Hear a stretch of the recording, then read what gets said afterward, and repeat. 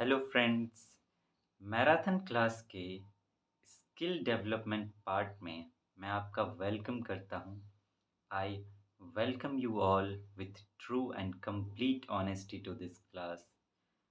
आज हम लोग स्किल डेवलपमेंट क्लास के अंतर्गत ऐसे राइटिंग पर बात करेंगे।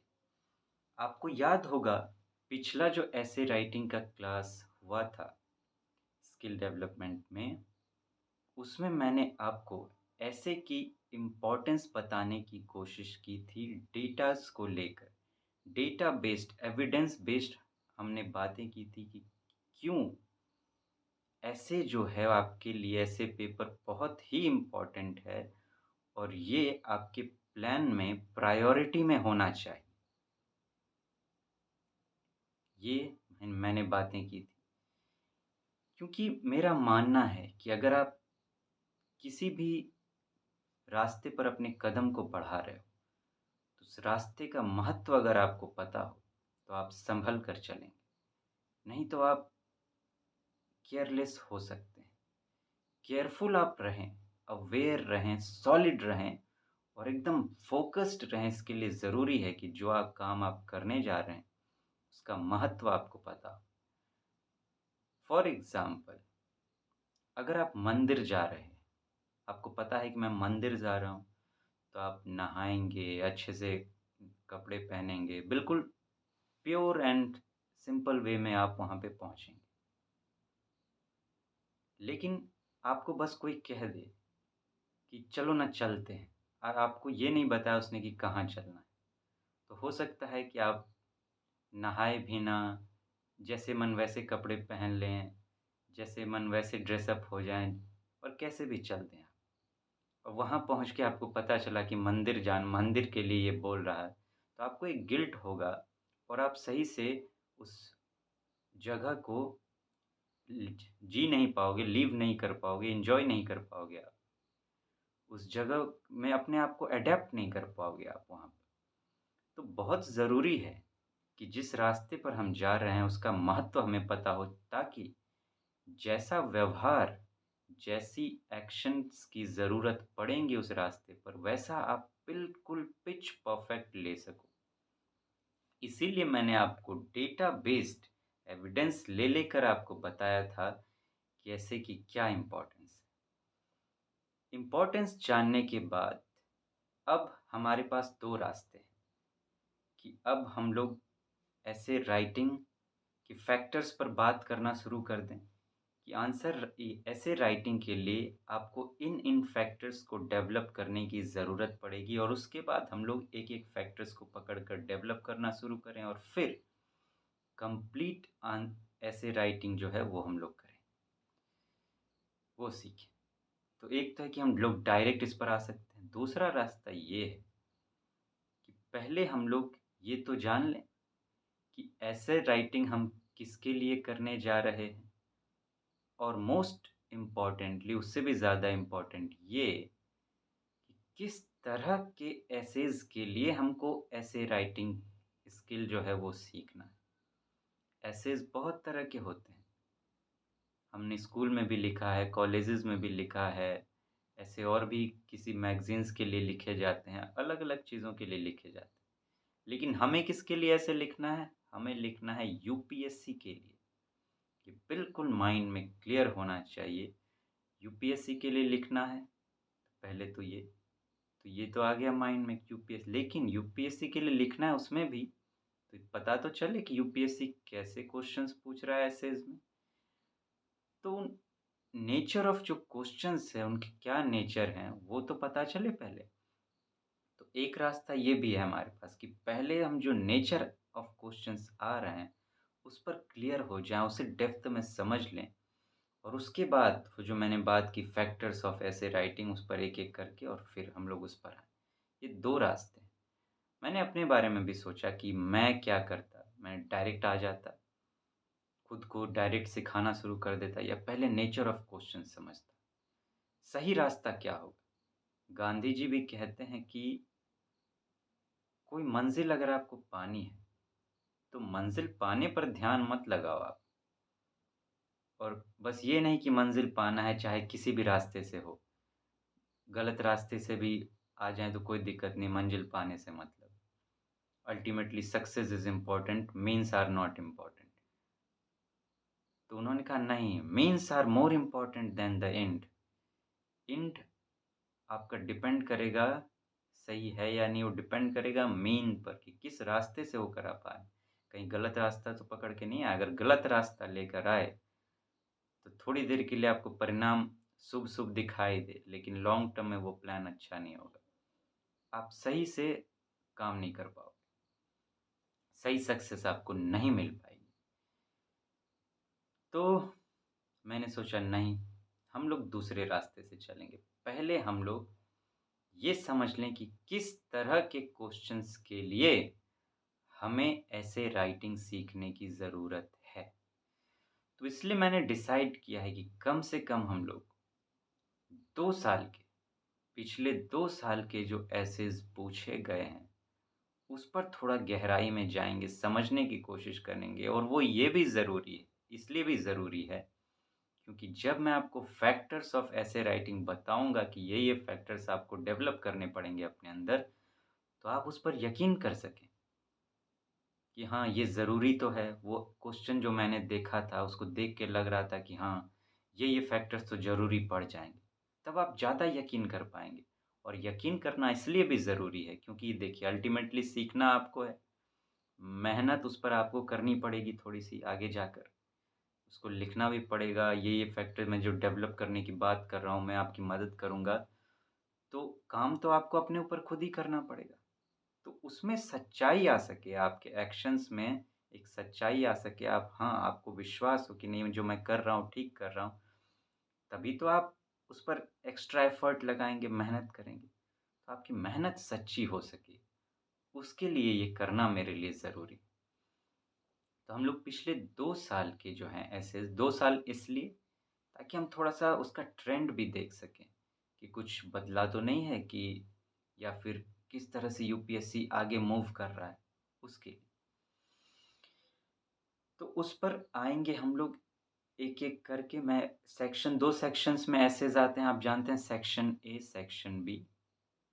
तो मैं करूँगा कि क्या कि इस बार 2023 हुए हैं, 2023 के मेंस, तो मैं 2022 और 2023 के मेंस में सेक्शन वाइज़ क्वेश्चंस लेकर बातें करूँगा। सेक्शन ए वहाँ से लिए, फिर सेक्शन ए यहाँ से लिए और देखा और क्या नेचर है उस सबको समझने की बहुत गहराई से। वो सिर्फ़ इसलिए कि आपको बस अभी उसको उस तरह से नहीं समझना है कि उसको लिखना है। उसको अभी इस तरह से समझना है कि क्या जब मैं फैक्टर्स आपको बताऊँगा ऐसे राइटिंग के, उस पर आपको यकीन कर सकें। बस वो समझ लेना है आपको नेचर ऑफ क्वेश्चन क्या है, किस तरह के माइंडसेट की ज़रूरत पड़ेगी। तो उस पर हम लोग अगले क्लास में हम लोग बात करेंगे कि वो मैं लूँगा सेक्शन वाइज़। लेकिन आज एक झलक के रूप में उसका जो है मैं 2023 जो अभी हुए हैं, उसका एक क्वेश्चन ऐसे कर लूँगा और उसको थोड़ा-सा हम लोग देखने की कोशिश करते हैं, कि हम लोग कम से कम ट्रेलर के रूप में एंट्री तो कर जाएँ उसमें, जिसमें हमें जिस पर हमें बातें करनी है, ताकि बेहतर तरीके से हम लोग अगले क्लास में बात कर सकें। आइए मैं सेक्शन ए से एक क्वेश्चन लिखता हूँ 2023 का जो आया।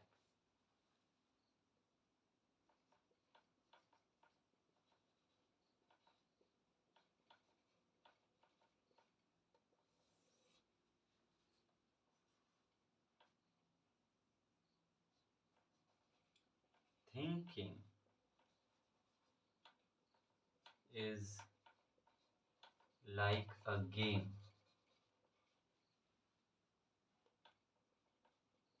It does not begin unless there is an opposite team. देखिए क्या कह रहा है। थिंकिंग ये जो सोचना है, इज़ लाइक अ गेम, एक गेम की तरह है। It does not begin unless, यह तब तक शुरू नहीं होता unless there is an opposite team, जब तक सामने एक अपोज़िट टीम ना हो। तो आप देख रहे हैं, ये सेक्शन ए जो होता है, ये फिलोसॉफिकल काइंड ऑफ ऐसे होता है। और ये मैं इसलिए भी कर रहा हूँ ये क्वेश्चंस पर बातें, ताकि आपको ये भी तो यकीन हो सके कि आपको आंसर राइट, मतलब सॉरी, इस ऐसे राइटिंग जो है वो सीखने की ज़रूरत है। बहुतों को ये भी लगता है कि अरे ऐसे में क्या है, वो तो बड़ा आसान होता है। वो तो हम लोग बचपन से लिखते आ रहे हैं। उसमें क्या है, उसमें तो इतना हम लोग पढ़े ही रहते हैं। कैसे न कैसे हम लोग लिख ही देंगे, अब बड़ा बढ़िया। तो ब बहुतों में इस तरह का भी सोच होता है। उस सोच को मैं साइड कर सकूँ, हटवा सकूँ, ताकि आप फँस ना जाएँ और ये ना सोच बैठें कि इस ऐसे राइटिंग सीखने की ज़रूरत ना है और आप गलत रास्ते पर ना चले जाएँ। इसलिए मैं ये कर रहा हूँ। आप इसको देखिए। आपको लगता है कि बिना ऐसे राइटिंग का स्किल सीखे हुए आप इस तरह के क्वेश्चंस को आंसर कर पाओगे? और जिन्हें अगर ऐसा लगता है कि नहीं को, तो ज़रा ट्राई कीजिए। सोचिए कि इस पर शुरुआत कैसे करेंगे? बीच में क्या लिखेंगे? ख़त्म कैसे करेंगे? पॉइंट ही निकालने की कोशिश कीजिए कि क्या आपको मिल रहा है? और अगर मिल रहा है, तो कितने देर में मिल रहा है वो पॉइंट?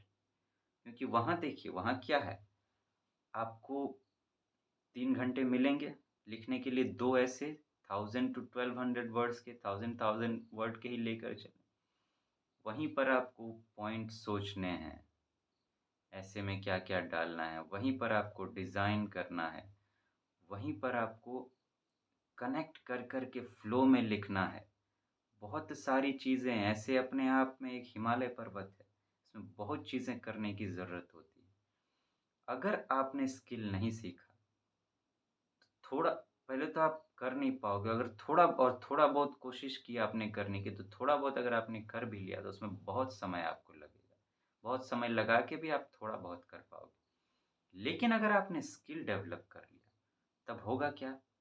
तब आपको मान लीजिए एक बात करूँ, पॉइंट सोचने की स्किल आ गई, कि कैसे पॉइंट सोचा जाता है। तो आप देखिए क्या होगा फिर? ऐसे आएगा तो वो जो कैटेगरीज़ आपने अपने माइंड में बना रखी है पॉइंट सोचने की, वो आपकी मदद करेंगे। फटाफट आप पॉइंट सोच लोगे जल्दी से जल्दी, और उस पर पॉइंट एक बार आपके तैयार हो गए, तो फिर उस पर स्ट्रक्चर तैयार करना ऐसे का काफ़ी कुछ आसान हो जाता है। स्ट्रक्चर तैयार करना, अभी कंटेंट के लिए फिर ब बात होगी। फिर उसमें अब मान लीजिए आपने कंटेंट को सोचने की, कि किस तरह से कंटेंट को यूज़ किया जाए जो पढ़ा गया है, उसको यूज़ करने की स्किल आपको आ गई। तो देखिए क्या कमाल हो जाएगा। लेकिन अगर आपने यही सब चीज़ें नहीं सीखी, और एक ऐसा पेपर है जो मैंने आपको बताया था कि लगभग जो जितने टॉपर्स लोग जो होते हैं, टॉपर्स लोग इसमें अच्छा 130 के ऊपर स्कोर कर लेते हैं। और अगर जिन्होंने नहीं सीखा, तो उसका मिनिमम मार्क्स भी मैं आपको बता चुका हूँ बहुत पहले। आपको 50 से नीचे भी दिए जा सकते हैं, 20-30 भी दिए जा सकते हैं। तो सोचिए, कहाँ 50, कहाँ 130, आप तो कॉम्पिटिशन से बिल्कुल ही बाहर हो जाएँगे।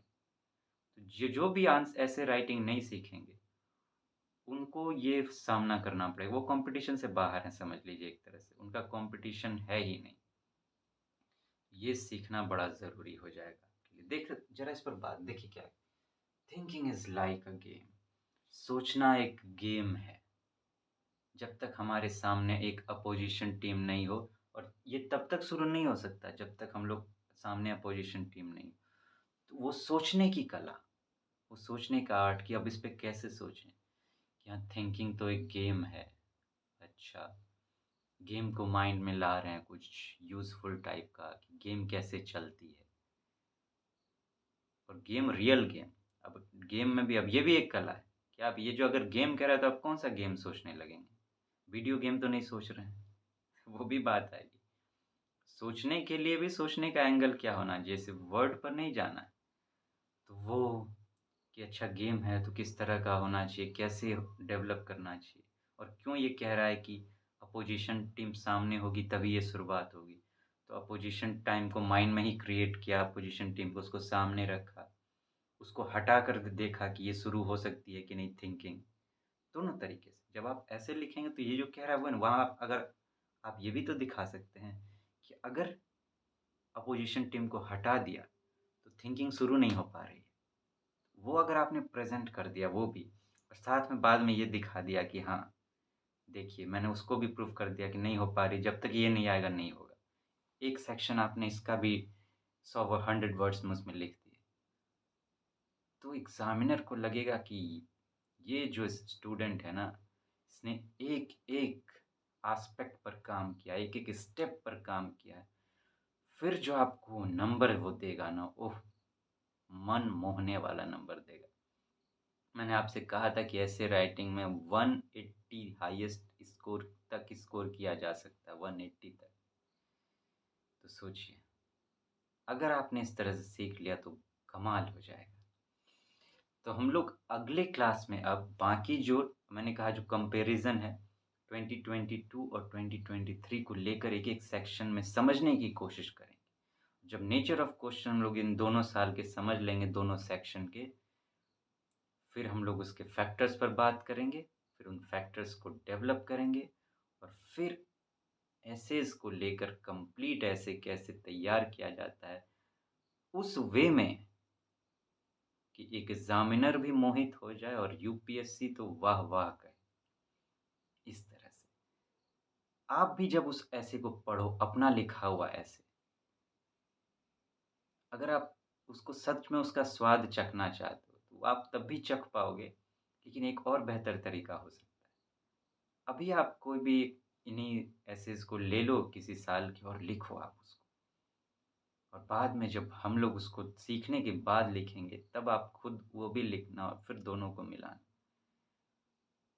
आप देखिएगा कि आप आश्चर्य में पड़ जाइएगा और आपको अपने आप को, अपने हाथों को, अपने माइंड को चूमने का मन करेगा, अपने आप को शाबाशी देने का मन करेगा। मैंने ये एक्सपीरियंस किया है।